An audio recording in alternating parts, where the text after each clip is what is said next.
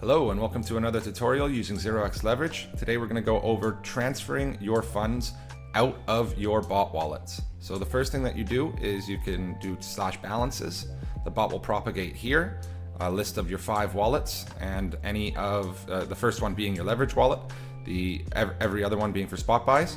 And it's as simple as going transfer out. You can see that we've got 0.15 ARB ETH here. So transfer out, it's going to ask you what network you want to use. So in this case, we're going to go ARB. We're going to now copy the sender wallet address. It's coming out of my leverage wallet there. And then we're going to be sending it to my other address, just for sake of this video. If you have any other wallets that you want to send it to, as long as you're sending it to something that you own, just make sure you're sending it on the right network, and you can send to any EVM compatible wallet address.